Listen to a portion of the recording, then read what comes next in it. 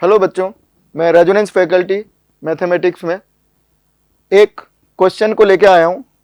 जैसा कि आप सब जानते हैं कि एनटीए ने अप्रैल सेशन के पेपर रिलीज़ कर दिए हैं और उसकी आंसर की भी रिलीज़ कर दी है और हमको चैलेंज करना है 48 आवर्स के अंदर।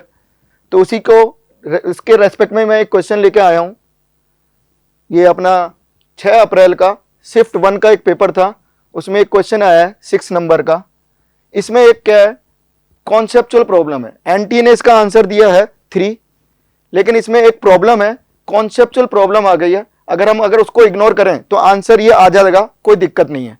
लेकिन उसमें एक देखा जाए तो एक क्वेश्चन में एक कॉन्सेप्चुअल प्रॉब्लम है। यहां पर प्रॉब्लम क्या है कि हमारे को दे रखा है f-1 limit a tending to infinite पे ये वैल्यू दे रखी है। अगर हम देखें a टेंडिंग टू इन्फिनाइट पे ये तो इन्फिनाइट हो रहा है, तो ये वैल्यू हमारे पास क्या जानी चाहिए, जीरो की तरफ टेंड होनी चाहिए। अगर ये फाइनाइट होगा तो इन दोनों का प्रोडक्ट क्या होगा, इन्फिनाइट की तरफ टेंड करेगा।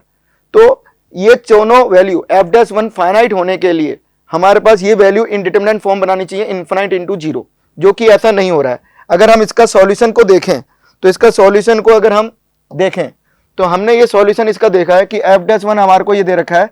तो हमारे पास हमने ये लिमिट का क्वेश्चन है, जो क्वेश्चन में मैंने a स्क्वायर कॉमन ले लिया है। ए स्क्वायर कॉमन लेने के बाद मैंने इस तरह से इसको लिख दिया है।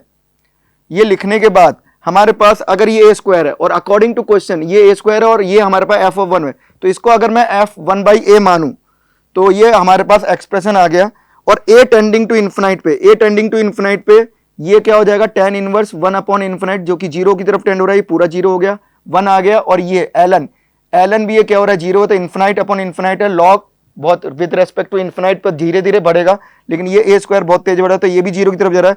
तो इसकी वैल्यू अगर हम देखें f(1/a) limit a tending to infinite पर जीरो की तरफ टेंड ना होकर के 1 आ रही है, जबकि क्वेश्चन में ये दे रखा है उसके अकॉर्डिंग ये जीरो आना चाहिए। तो उसके हिसाब से कॉन्सेप्चुअल मिस्टेक है। अगर हम इसको इग्नोर करें तो आंसर जो एनटीए ने दिया है वो आएगा। ओके बच्चों।